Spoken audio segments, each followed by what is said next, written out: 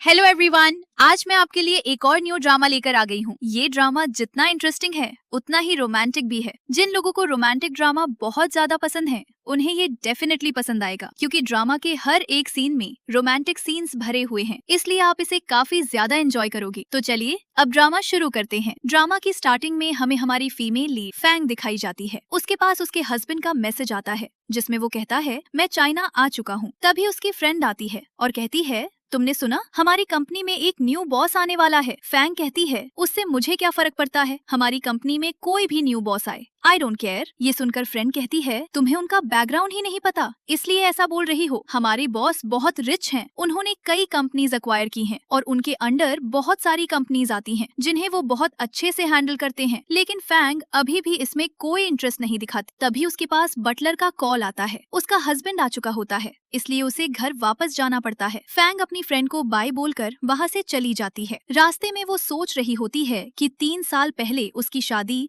Jiang से हुई थी। वैसे तो वो उसका ब्रदर इन लॉ बनने वाला था, लेकिन लास्ट मोमेंट पर उसने उसकी सिस्टर को रिजेक्ट करके उससे शादी कर ली। रात को जब फैंग सो रही होती है तब उसका हस्बैंड जियांग वापस आता है। यही हमारा मेन लीड है। वो आते ही उसे हक करता है और किस करने लगता है। जब फैंग मुड़ती है तो जियांग कहता है तुम्हारे फेस को क्या हुआ। फिर वो ध्यान से उसका फेस नोटिस करता है जहाँ उसे एलर्जी हुई होती है। जब वो इस बारे में पूछता है तो फैंग कुछ भी नहीं बताता। एक्चुअली उसने प्रेगनेंसी रोकने की दवा खाई थी जो वो जियांग को बताना नहीं चाहती थी, लेकिन जियांग को उसकी बहुत चिंता होती है, इसलिए वो उसके लिए ड्रेस लेकर आता है ताकि वो रेडी हो सके। फैंग कहती है कि हॉस्पिटल जाने की जरूरत नहीं है, लेकिन जियांग जिस तरह से उसे देखता है वो डर के मारे रेडी हो जाती है। हॉस्पिटल में जब जियांग रजिस्ट्रेशन करवा रहा होता है तभी फैंग के पास उसकी मॉम का कॉल आता है। मॉम कहती है तुम्हारा हस्बैंड वापस आ गया है, अब बेबी ले लो, और हमारा बिजनेस भी अच्छे से नहीं चल रहा है, उसे यहाँ भी हेल्प करने को बोलो। एक काम करो, तुम उसे लेकर डिनर पर आओ। फैंग कहती है कि वो बिजी है। मॉम कहती हैं वो बिजी है या तुम आना नहीं चाहती, 3 साल हो गए, क्या तुम कभी उसे लेकर डिनर पर आई हो। फैंग कहती है ओके, मैं इस बारे में उससे डिस्कशन करूंगी। जियांग अब उसे अंदर डॉक्टर के पास लेकर आता है। डॉक्टर कहता है क्या तुमने कोई मेडिसिन ली है जिसकी वजह से ये रिएक्शन हुआ है। फैंग सिर हिला देती है। जियांग पूछता है कोई सीरियस मैटर है। डॉक्टर कहता है नहीं, कुछ मेडिसिन का ऐसा रिएक्शन होता है। चेकअप के बाद जब ये लोग जा रहे होते हैं डॉक्टर कहता है नेक्स्ट टाइम से प्रोटेक्शन यूज करने की कोशिश करना, बर्थ कंट्रोल पिल्स हेल्थ के लिए अच्छी नहीं होती। जियांग ये सुनकर शॉक्ड हो जाता है। वो बिना कुछ बोले आगे जाने लगता है। फैंग सोच रही होती है कि हमारे बीच कोई इमोशनल कनेक्शन नहीं है, इसलिए मैंने दवाई ली या नहीं ली इससे उसे क्या फर्क पड़ेगा। घर वापस आकर जियांग उसे मेडिसिन लेने को कहता है। फैंग मेडिसिन नहीं लेना चाहती, लेकिन जियांग स्ट्रिक्टली उसे खा लेने को कहता है, इसलिए फैंग को खानी पड़ती है। जियांग पूछता है लास्ट टाइम तो हमने प्रोटेक्शन यूज किया था, फिर भी तुमने मेडिसिन क्यों ली। फैंग कहती है ताकि कोई अनएक्सपेक्टेड चीज ना हो। जियांग उसे अपनी गोद में बिठा लेता है। फैंग सोच रही होती है क्या वो मुझे ब्लेम कर रहा है या मेरी फिक्र कर रहा है। जियांग कहता है तुम्हारी एलर्जी बहुत बढ़ गई है, इसलिए 2 दिन तुम्हें मेडिसिन लेनी होगी। फैंग मना करती है, लेकिन जियांग फिर से फोर्स करता है। फैंग कहती है तुम्हें पता है ये कितनी कड़वी है। जियांग ये सुनते ही उसे किस करता है और कहता है इतनी भी कड़वी नहीं है। फैंग पूछती है इस वीक तुम्हारी कोई बिजनेस ट्रिप है। जियांग कहता है नहीं। ये सुनते ही फैंग उसे हक करके कहती है तो तुम मेरे साथ मेरे फैमिली में डिनर पर चलोगे। जियांग कहता है मेरी मीटिंग है। फैंग उसे मनाने की कोशिश करती है, बार बार उसके करीब आती है। जियांग भी खुद को कंट्रोल नहीं कर पाता, इसलिए वो मान जाता है। नेक्स्ट डे जब फैंग अपने घर जाती है तो उसे देखकर कोई भी हैप्पी नहीं होता, लेकिन जैसे ही जियांग आता है सब उसके साथ बहुत स्वीट तरीके से बात करने लगते हैं। डैड बिजनेस की बात करने के लिए जियांग को ऊपर ले जाता है। मॉम फैंग से कैची मांगती है और उसी दौरान फैंग का हाथ थोड़ा कट जाता है, लेकिन मॉम नोटिस भी नहीं करती। उल्टा वो पूछती है तुम्हारा बेबी प्लान कब है, क्या तुम लोग इस बारे में नहीं सोच रहे। फैंग कहती है हमने अभी इस बारे में डिस्कशन नहीं किया।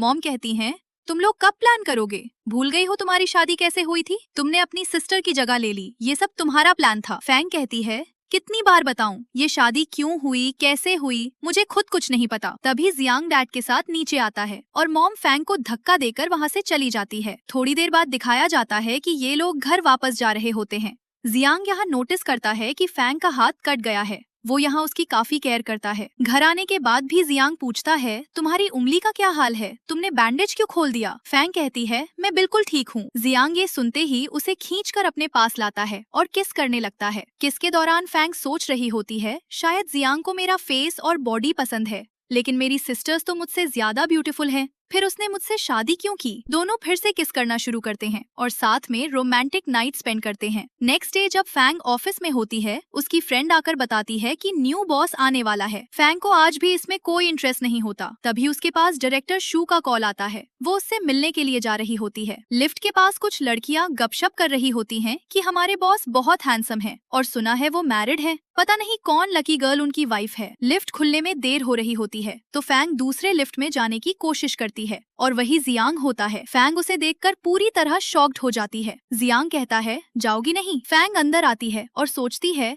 क्या यही हमारा न्यू बॉस। जियांग पूछता है, किस फ्लोर पर जाना है। थर्ड फ्लोर आने के बाद भी फेंग वही खड़ी रहती है। जियांग कहता है, अब बाहर नहीं निकलोगी क्या। ये सुनकर फेंग जल्दी से बाहर निकल जाती है। फिर वो डायरेक्टर के साथ उनके प्रोजेक्ट के बारे में डिस्कशन करती है। यहाँ उसे कई सारी फाइल्स दी जाती हैं ताकि क्लाइंट से मिलने के बाद वो अच्छे से प्रेजेंटेशन दे सके। थोड़ी देर बाद जब वो फाइल्स पढ़ रही होती है तब जियांग आता है और कहता है, काम खत्म होने के बाद तुम्हें मेरे साथ डिनर पर चलना होगा। सीन कट होता है और दोनों को डिनर टेबल पर दिखाया जाता है। यहाँ वही क्लाइंट मौजूद होता है जिससे फैंग की मीटिंग होने वाली थी। जियांग कहता है, वैसे भी तुम्हें इनसे मिलना था तो मैंने सोचा साथ में डिनर कर लेते हैं। दोनों मिलकर क्लाइंट को अपने न्यू प्रोजेक्ट के बारे में समझाते हैं। क्लाइंट को उनका प्लान काफी पसंद आता है और वो डील फाइनल करके चला जाता है। इसके बाद फैंग पूछती है, तुमने इस ग्रुप को एक्वायर क्यों किया। जियांग कहता है, ये मैंने पहले से ही प्लान कर रखा था। फैंग कहती है, अगर मुझे पता होता कि तुम हमारे न्यू बॉस बनोगे तो मैं यहाँ जॉब ही नहीं करती। जियांग कहता है, तो ये तुम्हारी गलती है क्योंकि तुमने कभी मुझसे ये क्वेश्चन ही नहीं किया। फैंग कहती है, ओके, जैसे ही मेरा ये प्रोजेक्ट खत्म होगा मैं रिजाइन दे दूंगी। वो अंदर ही अंदर गुस्सा भी होती है क्योंकि वो उसे डिनर के बहाने क्लाइंट से मिलवा देता है। जियांग पूछता है, तुम इतनी नखरे वाली क्यों हो। फैंग कहती है, क्योंकि तुम मेरे बॉस हो। जियांग कहता है, खाना ऑर्डर करो, मैं अभी आता हूँ। बाहर जियांग की मुलाकात उसके एक फ्रेंड से होती है। फैंग जब ये देखती है तो वो छुप जाती है। जियांग वापस आकर उसे ऐसे देखकर कहता है, तुम क्यों छुप रही हो। फैंग कहती है, तुम्हारा फ्रेंड नहीं आया। जियांग कहता है, तुम इसके लिए छुप रही हो। फैंग कहती है, हाँ, तुम तो हमारी मैरिज सीक्रेट रखना चाहते हो, इसलिए मैंने सोचा तुम अपने फ्रेंड के सामने ये सब कैसे एक्सप्लेन करोगे। जियांग कहता है, मैंने कब कहा कि मैं हमारी मैरिज सीक्रेट रखना चाहता हूँ। ये सुनकर फैंग शॉक्ड हो जाती है। घर वापस आकर भी वो यही सब सोच रही होती है क्योंकि जियांग ने ये भी कहा था कि उसका कभी डिवोर्स लेने का कोई प्लान नहीं है। फैंग तो सोचती थी कि उनकी कोई ग्रैंड वेडिंग नहीं हुई, इसलिए एक ना एक दिन उनका डिवोर्स हो ही जाएगा। फिर वो सो जाती है। नेक्स्ट डे जब वो ऑफिस में काम कर रही होती है, जियांग उसे मैसेज करता है कि हमारी फैमिली साथ में डिनर करना चाहती है, इसलिए जल्दी आ जाओ। फैंग जल्दी से वहाँ पहुँच जाती है जहाँ जियांग वेट कर रहा होता है। फैंग सोच रही होती है, सब लोग जरूर बेबी के लिए बोलेंगे। अगर हमने प्रोटेक्शन सही से यूज नहीं किया होता तो कब का बेबी हो गया होता। दोनों अंदर आते हैं जहाँ दोनों की फैमिलीज मौजूद होती हैं। फैंग की मॉम जियांग से ऑर्डर करने को कहती है, लेकिन जियांग मेन्यू फैंग को देकर कहता है, तुम अपने हिसाब से खाना ऑर्डर करो। फैंग की मॉम फिर पूछती है, तुम लोग बेबी कब करोगे। फैंग कहती है, मैं अभी एक प्रोजेक्ट पर काम कर रही हूँ, इसलिए अभी हमारा बेबी लेने का कोई प्लान नहीं है। फैंग के डैड कहते हैं, तुम जियांग फैमिली की बहू हो, इसलिए पहले बेबी के बारे में सोचो, प्रोजेक्ट के बारे में नहीं। सब लोग खाना खाना शुरू कर देते हैं। जियांग जैसे ही खाना खाता है उसे बहुत स्पाइसी लगता है और वो पानी मांगता है। फैंग कहती है, तुम खुद नहीं ले सकते। जियांग उसका पानी पी लेता है तो फैंग उसे पैर से थोड़ा दूर कर देती है। जियांग फिर वो डिश रिप्लेस करने को कहता है। तभी फैंग को याद आता है कि जियांग स्पाइसी खाना बिल्कुल नहीं खा सकता। वापस आते वक्त जियांग चुप रहता है। फैंग सोचती है, क्या वो नाराज है, लेकिन जब सब मुझे बेबी लेने के लिए प्रेशर दे रहे थे तब उसने भी तो कुछ नहीं कहा। क्या मैं ही गुस्सा कर रही हूँ। जब जियांग कार स्टार्ट करता है तो उसे पता चलता है कि कार खराब हो गई है। जियांग कहता है कि वो हेल्प लेने जाएगा और तेज तेज चलने लगता है। फैंग सोचती है, क्या वो मुझसे ऐसे रिवेंज ले रहा है। वो उसके पीछे पीछे जाने लगती है लेकिन ज्यादा देर तक चल नहीं पाती और वहीं बैठ जाती है। जब जियांग नोटिस करता है कि वो चल नहीं रही तो वो उसके पास आता है और कहता है कि मेरी पीठ पर चढ़ जाओ। फैंग सच में उसकी पीठ पर चढ़ जाती है और उसे टाइट पकड़ लेती है। जियांग कहता है, ऐसे टाइट मत पकड़ो, नहीं तो हम दोनों गिर जाएंगे और मर जाएंगे। फैंग सॉरी बोलती है। दोनों इसी तरह घर वापस आते हैं। घर पर फैंग जब ड्रेस निकाल रही होती है तो जियांग पूछता है, क्या तुम गोल्फ खेलने जा रही हो। फैंग कहती है, नहीं, पिछले प्रोजेक्ट में मेरे ड्रेस को पसंद नहीं किया गया था, इसलिए इस बार मैं पूरी प्रिपरेशन के साथ जाना चाहती। ये कहकर वो रूम में आकर अपने बाल सुखाने लगती है। जियांग उसके हाथ से हेयर ड्रायर ले लेता है और उसकी मदद करने लगता है। हेयर ड्राई करते करते दोनों काफी करीब आ जाते हैं। जियांग उसे और क्लोज करके उसके बाल सुखाने लगता है। और फैंग ऐसे ही सो जाती है। नेक्स्ट डे फैंग जब अपने प्रोजेक्ट के बारे में बात करने जाती है तो जियो कहती है, तुम क्यूट तो हो लेकिन ये ड्रेस तुम पर सूट नहीं कर रही, तुम ये वाली ट्राई करो। फैंग प्रोजेक्ट के बारे में सोचकर वहीं ड्रेस चेंज कर लेती है। उधर जियांग गोल्फ खेल रहा होता है। जब फैंग जियो के साथ वहाँ आती है तो जियांग उसे देखकर सोचता है, ये कभी मेरे लिए ऐसे रेडी नहीं होती। शू जियांग को देखकर उनके पास जाती है और फिर फैंग से उसकी इंट्रोडक्शन कराती है। दोनों पहले से एक दूसरे को जानते थे, इसलिए हल्का सा टीज भी करते हैं। तभी पास में खड़ा एक लड़का कहता है, तुम ऐसे बिहेव कर रही हो, लेकिन मिस्टर जियांग ऑलरेडी मैरिड हैं। वो तुम जैसी लड़कियों को अटेंशन नहीं देंगे। जियांग ये सुनकर उस लड़के की तरफ देखता है और वो तुरंत चुप हो जाता है। इसके बाद सब लोग वहाँ से चले जाते हैं। इधर फैंग सोच रही होती है, मेरा हस्बैंड अचानक मेरा बॉस बन गया है, ये मेरे लिए थोड़ा एम्बैरेसिंग है, मुझे कल ही रिजाइन कर देना चाहिए। जियो वहाँ प्रैक्टिस कर रही होती है और फैंग अंदर जाने लगती है। तभी एक वेटर से पानी गिर जाता है और फैंग भीग जाती है। वेटर बार बार सॉरी बोलता है। मैनेजर वहाँ आकर कहता है, हमने आपके लिए रूम रेडी किया है, आप वहाँ जाकर ड्रेस ट्राई कर सकती हैं। तभी पीछे से जियांग आता है और उसे अपने कोट से कवर कर देता है और कहता है, इसे मेरे रूम में भेज दो। ये देखकर सब लोग शॉक्ड हो जाते हैं क्योंकि जियांग यहाँ फैंग का कुछ ज्यादा ही केयर कर रहा होता है, लेकिन जियांग का ऑर्डर होने की वजह से फैंग को उसके रूम में भेज दिया जाता है। फैंग जब ड्रेस चेंज करने लगती है तभी वहाँ जियांग आ जाता है। फैंग कहती है, तुम यहाँ क्या कर रहे हो? जियांग कहता है, ये रूम मेरा ही है। फैंग कहती है, ओके तो मैं चली जाती हूँ। जियांग ये सुनते ही उसे रोक लेता है और फोर्सफुली किस करने लगता है। फैंग कहती है, तुम ये क्या कर रहे हो? जियांग कहता है, कुछ खास नहीं। फैंग कहती है, मैं चिल्लाकर सबको बता दूंगी कि तुम्हारा मोटिव अच्छा नहीं है। जियांग कहता है, मेरा इंटेंशन कैसे अच्छा होगा जब मेरे सामने इतनी ब्यूटीफुल वाइफ खड़ी है। ये कहकर वो फिर से उसे किस करने लगता है। इस बार फैंग भी उसे एंजॉय करते हुए किस बैक करने लगती है। जियांग फिर कहता है, तुम जू को कॉल करके बता दो कि तुम घर चली गई हो। फैंग जू को कॉल करके कहती है कि मैं घर जा रही हूँ, आप अकेले चली जाना। कॉल के दौरान भी जियांग उसे बार बार डिस्टर्ब करता रहता है, जैसे वो खुद को कंट्रोल नहीं पा रहा हो। कॉल खत्म होते ही दोनों का रोमांस फिर से शुरू हो जाता है और दोनों होटल में साथ में अच्छा टाइम स्पेंड करते हैं। थोड़ी देर बाद फैंग के पास जियांग का कॉल आता है। वो पूछता है, तुम्हें भूख लगी है? जल्दी रेडी हो जाओ, मैं तुम्हें पिक करने आ रहा हूँ। दरअसल जियांग अपने फ्रेंड्स के साथ गेम खेल रहा होता है। जब वो गेम छोड़कर जाने लगता है तो उसके फ्रेंड्स कहते हैं, ऐसे नहीं चलेगा, तुम्हें गेम फिनिश करके जाना होगा। तुम चाहो तो अपनी जगह किसी वेटर को भेज सकते हो। जियांग कहता है, ऐसा कभी नहीं होगा, मेरा गेम मैं खुद शुरू करता हूँ और मैं ही खत्म करूंगा। ये कहकर वो वहाँ से चला जाता है। सब लोग अब जियांग के बारे में बात करने लगते हैं। कुछ लोग पूछते हैं कि क्या वो सिंगल है क्योंकि लड़कियों को वो पसंद आ गया है। उसके फ्रेंड्स कहते हैं, अफसोस वो मैरिड है। लोग कहते हैं, अगर वो मैरिड है तो उसने वेडिंग रिंग क्यों नहीं पहनी? क्या उनकी अरेंज मैरिज हुई है? शायद इसलिए उनके बीच कोई फीलिंग्स नहीं है। तभी वहाँ यान को दिखाया जाता है जो कि फैंग की सिस्टर है। एक लड़का उससे पूछता है, तुम्हारी शादी तो जियांग के साथ होने वाली थी ना? यान कहती है, बड़े लोगों का दिल समझना बहुत मुश्किल होता है, लेकिन मैं इतना जानती हूँ कि मिस्टर जियांग मेरी सिस्टर को बिल्कुल भी पसंद नहीं करते। तभी जियांग फैंग को लेकर वहाँ आता है। वो उसे बिल्कुल प्रिंसेस की तरह ट्रीट कर रहा होता है। ये देखकर यान जेलस फील करने लगती है। सब लोग पूछते हैं, ये कौन है? जियांग कहता है, ये मेरी वाइफ है। फैंग सबको हाय बोलती है। जियांग सबके सामने फैंग को अपने हाथ से खाना भी खिलाता है। सब लोग कहते हैं, इनका रिलेशनशिप तो काफी अच्छा लग रहा है, लेकिन यान तो कह रही थी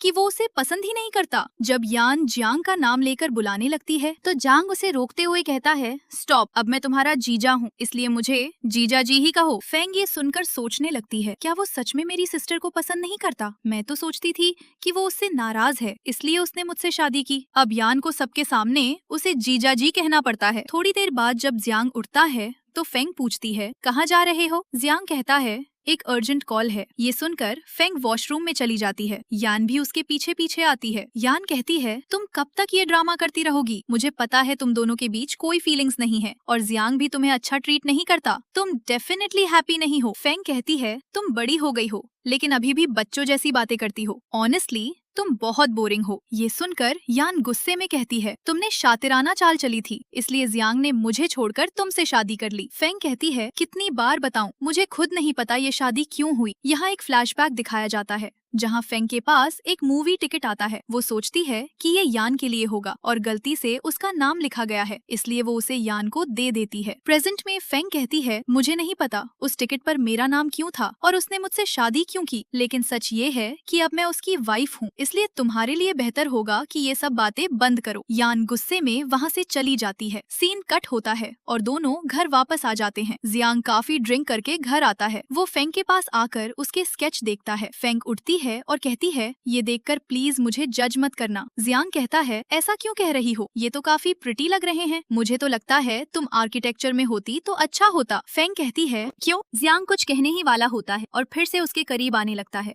दोनों फिर से एक दूसरे के साथ रोमांस करने लगते हैं। नेक्स्ट डे जब फैंग ऑफिस में होती है तो शू आकर पूछती है, क्या तुम मिस्टर जियांग को जानती हो? फैंग कहती है, नहीं। शू कहती है, मुझे पता नहीं क्यों लग रहा है कि तुम दोनों एक दूसरे को जानते हो। फैंग कहती है, आपको गलतफहमी हो रही है। शू कहती है, मैं कुछ दिनों के लिए बाहर जा रही हूँ, अगर कोई प्रॉब्लम हो तो मुझे जरूर बताना। फैंग ओके कह देती है। जब वो फिर से काम शुरू करती है तभी जियांग का असिस्टेंट आकर कहता है, बॉस ने आपको केबिन में वेट करने को कहा है, मीटिंग खत्म करके वो जल्दी आ जाएंगे। फैंग केबिन में जाकर सब कुछ देख रही होती है। वहाँ एक फोटो होती है जिसे वो देखने ही वाली होती है कि तभी जियांग आ जाता है। वो पूछता है, क्या तुम बहुत देर से वेट कर रही हो? फैंग कहती है, नहीं, सिर्फ 10 मिनट। फिर वो चेयर पर बैठकर बॉस की तरह एटीट्यूड में कहती है, आपको मुझसे क्या चाहिए? जियांग कहता है, शायद तुम भूल गई हो कि असली बॉस कौन है। फैंग कहती है, अब वर्क टाइम खत्म हो गया है, मतलब अब तुम बॉस नहीं हो। जियांग कहता है, मैंने तुम्हारे लिए कार खरीदी है। फैंग शॉक्ड होकर कहती है, अचानक तुम मेरे लिए इतने अच्छे कैसे हो गए? जियांग कहता है, मैं कब बुरा था? ओह समझ गया, तुम्हें शायद कार नहीं चाहिए। फैंग जल्दी से कहती है, किसने कहा मुझे नहीं चाहिए? फिर वो जियांग के साथ कार में बैठ जाती है। जियांग उसे कार की कीज देता है और फैंग बहुत खुश हो जाती है। वो कहती है, मैं खुद ड्राइव करके जाऊंगी, तुम अपनी कार से आ जाना। फैंग कार में बैठा ही रहता है। जियांग कहता है, जब मैं बिजनेस ट्रिप पर रहूंगा तब तुम अकेले जाना, लेकिन ड्राइव तुम नहीं करोगी। फैंग कहती है, क्या तुम्हें मेरी ड्राइविंग स्किल्स पर बिल्कुल भी भरोसा नहीं है? जियांग कहता है, मैं ऐसा नहीं कहना चाहता था। फैंग फिर इतनी तेज स्पीड में कार चलाती है कि जियांग की हालत खराब हो जाती है, क्योंकि वो बहुत ही खराब तरीके से ड्राइव कर रही होती है। घर आकर जब दोनों सो रहे होते हैं तो फैंग गलती से जियांग को हिट कर देती है। जियांग उसे खींचकर अपने पास ले आता है और नींद में ही उसे किस करने लगता है। फैंग इरिटेट होकर कहती है, तुम ये क्या कर रहे हो? लेकिन जियांग रुकता ही नहीं। फैंग गुस्से में उसे बाइट कर देती है। फिर भी जियांग गुस्सा नहीं करता और उसे प्यार से सुला देता है। Next day Jiang business trip पर जा रहा होता है। जाने से पहले वो बटलर से कहता है, अगर फैंग अकेले ड्राइव करने की जिद करे तब भी आप उसे फॉलो करना। बटलर कहता है, मुझे पता है आप मैडम की कितनी केयर करते हैं, लेकिन आपको अपनी फीलिंग्स उनके सामने एक्सप्रेस करनी चाहिए, नहीं तो उन्हें कैसे पता चलेगा कि आप उन्हें कितना प्रोटेक्ट करते हैं और कितना प्यार करते हैं। जियांग कहता है, ये सब कहने से कोई फायदा नहीं, उसकी नजर में तो मैं सबसे बुरा आदमी हूँ। सीन कट होता है और फैंग को दिखाया जाता है। जब उसे पता चलता है कि उसकी मॉम बीमार है तो वो जल्दी जल्दी बारिश में भीगते हुए हॉस्पिटल पहुँचती है, लेकिन वहाँ आकर वो देखती है कि उसकी मॉम, डैड और यान साथ में बहुत खुश हैं, जैसे वो तीनों ही एक फैमिली हैं। और फैंग पूरी तरह आउटसाइडर है। इधर जियांग को भी दिखाया जाता है, जहाँ उसका असिस्टेंट उसे काम के बारे में बता रहा होता है, लेकिन जियांग का ध्यान उसके बाइट मार्क पर होता है जो फैन ने पिछली रात दिया था। हॉस्पिटल में यान ने फैंग को कॉल करके बुलाया था, लेकिन अंदर आने के बाद भी उसकी मॉम और डैड यान के साथ ही बिजी रहते हैं। ये देखकर फैंग अंदर ही अंदर बहुत हर्ट होती है। थोड़ी देर बाद फैंग को ऑफिस में दिखाया जाता है, जहाँ वो लड़कियों की बातें सुनती है। लड़कियां बात कर रही होती हैं कि जियांग जो बिजनेस ट्रिप पर गया है वहाँ उसकी एक्स गर्लफ्रेंड भी है जिसका नाम कैथरीन है। ये सुनकर फैंग को फिर से बुरा लगता है और वो मेडिसिन ले लेती है। घर आकर वो रोने लगती है। उसे लगता है कि मॉम, डैड, जियांग किसी के लिए भी उसकी कोई वैल्यू नहीं है, कोई उसकी केयर नहीं करता। उसे तेज फीवर भी हो जाता है क्योंकि वो बारिश में भीगकर हॉस्पिटल गई थी। काफी रात में जियांग वापस आता है। जैसे ही वो फैंग को चेक करता है उसे समझ आ जाता है कि उसकी हेल्थ ठीक नहीं है। वो जल्दी से उसे मेडिसिन देता है और उसकी केयर करने लगता है। फैंग बुखार में बड़बड़ाते हुए कहती है, जियांग तुम बहुत बुरे हो, मैं तुमसे नफरत करती हूँ। जियांग कहता है, तुम बहुत उल्टा सीधा बोल रही हो, अब चुपचाप सो जाओ। ये कहकर वो उसे आराम से सुला देता है। नेक्स्ट डे फैंग उठती है तो देखती है कि जियांग ने उसके लिए खाना रेडी किया होता है। सबसे पहले वो उसे पानी देता है, फिर एक एक करके खाना और मेडिसिन देता है, मतलब वो उसकी पूरी केयर कर रहा होता है। फैंग उसे थैंक्स कहती है। जियांग कहता है, थैंक्स कहने की जरूरत नहीं है, बस नेक्स्ट टाइम नींद में मेरे बारे में उल्टा सीधा मत बोलना। सीन कट होता है और सबको ऑफिस में दिखाया जाता है, जहाँ आज एक मीटिंग होने वाली होती है। जियांग वहाँ एक लड़की के साथ बात कर रहा होता है है, जिसे देखकर फैंग को अच्छा नहीं लगता। लेकिन उसकी जेलसी और बढ़ जाती है जब वहाँ कैथरीन आती है, जिसे सब लोग जियांग की एक्स गर्लफ्रेंड मानते हैं। ऑफिस के लोग इन दोनों को लेकर गपशप करने लगते हैं और ये सब देखकर फैंग और ज्यादा जेलस हो जाती है। उसका ध्यान काम में नहीं होता। तभी कॉफी गिरने लगती है और वो उसे बचाने की कोशिश करती है, लेकिन कॉफी उसके हाथ पर गिर जाती है। जियांग ये देखकर तुरंत उसके पास आता है और फ्रिज से ठंडी बोतल लाकर उसके हाथ पर रख देता है। तभी कैथरीन वहाँ आती है और फैंग को हेलो कहती है, लेकिन फैंग को वो बिल्कुल पसंद नहीं आती, इसलिए वो वहाँ से चली जाती है। कैथरीन कहती है, मुझे लगता है मैंने इस लड़की को पहले भी देखा है। जियांग पूछता है, कहाँ? कैथरीन कहती है, तुम्हारे वॉलेट में इसकी फोटो है, मैंने देखी है। दरअसल फैंग ने खुद को किटन कहकर इंट्रोड्यूस किया था। कैथरीन पूछती है, ये तुम्हारी किटन है? जियांग हाँ कह देता है। रात को जब दोनों घर लौटते हैं तो फैंग बहुत गुस्से में होती है। जियांग कहता है, मैंने ऐसा क्या कर दिया कि तुम नाराज हो गई? मैंने तो असिस्टेंट से कहकर तुम्हारे लिए बर्न मेडिसिन भी मंगवाई थी। फैंग उसे हटाकर कहती है, खुद सोचो तुमने क्या किया है। जियांग कहता है, मैंने क्या किया? फैंग कहती है, कैथरीन तुम्हारी एक्स गर्लफ्रेंड है ना? जियांग कहता है, मेरी कोई एक्स गर्लफ्रेंड नहीं है। तुम क्या खुद ही ये सब सोचकर गुस्सा हो रही हो या जेलस फील कर रही हो? फैंग कहती है, मैं कोई जेलसी फील नहीं कर रही, लेकिन तुम दोनों को लेकर जितनी अफवाहें फैल रही हैं, उससे हमारी मैरिज और फैमिली रिलेशनशिप पर इफेक्ट पड़ेगा। जियांग उसका मुंह पकड़कर कहता है, जो कहना है प्रॉपरली कहो। फैंग उससे दूर हो जाती है। जियांग फिर कहता है, मैं फिर से बोल रहा हूँ, कैथरीन के साथ मेरा कोई रिलेशन नहीं है। वैसे भी वो लड़कों को नहीं बल्कि लड़कियों को पसंद करती है। ये सुनकर फैंग शॉक्ड हो जाती है। घर आकर जब वो अपने हाथ पर मेडिसिन लगाने लगती है तो जियांग आता है और खुद उसे मेडिसिन लगाने लगता है। फैंग फोन देखने की कोशिश करती है, लेकिन जियांग उसे रोककर कहता है, इधर ध्यान दो। फैंग फिर उसके ऊपर पैर रख देती है। जियांग कहता है, नेक्स्ट वीक क्या तुम मेरे साथ चलोगी? फैंग कहती है, अगर मैं तुम्हारे साथ गई तो हमारा रिलेशनशिप पब्लिक हो जाएगा। वैसे भी प्रोजेक्ट खत्म होते ही मैं रिजाइन दे दूंगी। जियांग कहता है, मैं तुम्हारी कंपनी का बॉस हूँ, इसमें तुम्हें प्रॉब्लम है? फैंग कहती है, अगर मैं बॉस होती तो क्या तुम्हें प्रॉब्लम नहीं होती? जियांग कहता है, बिल्कुल नहीं, तुम अपना माइंड चेंज करो। फैंग कहती है, नहीं, मेरा माइंड ऐसा ही रहेगा। जियांग उसे देखता है तो फैंग कहती है, मैं सोने जा रही हूँ। जियांग उसके पास आ जाता है। फैंग कहती है, क्या कर रहे हो? दिख नहीं रहा मैं सो रही हूँ। जियांग कहता है, सो रही हो? मुझे तो लग रहा है तुम जाग रही हो। अब वो उसके और करीब आ जाता है। फैंग उसे थोड़ा दूर कर देती है, लेकिन जियांग इतनी आसानी से हार मानने वाला नहीं होता।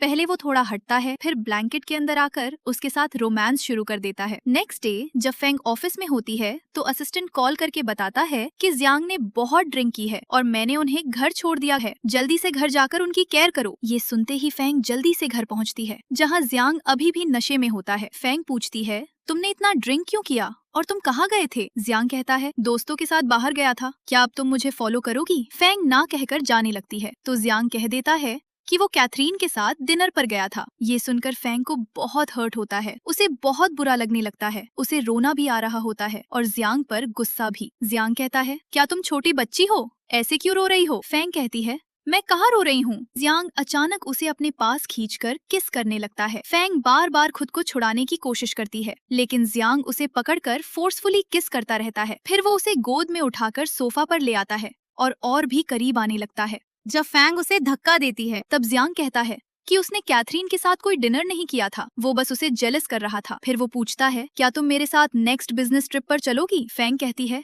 बिल्कुल नहीं, मैं तुम्हारे साथ कहीं नहीं जाना चाहती। जियांग कहता है, वहाँ कैथरीन भी जाएगी। इसके बाद वो क्यूट क्यूट बिहेव करने लगता है, जिसे देखकर फैंग हंसने लगती है। उसे जियांग बिल्कुल बच्चे जैसा लगने लगता है, इसलिए मौका पाकर वो उसकी क्यूट फोटोज भी क्लिक कर लेती है। फिर दोनों अच्छा रोमांटिक टाइम स्पेंड करते हैं और इसी के साथ ये एपिसोड यहीं खत्म हो जाता है।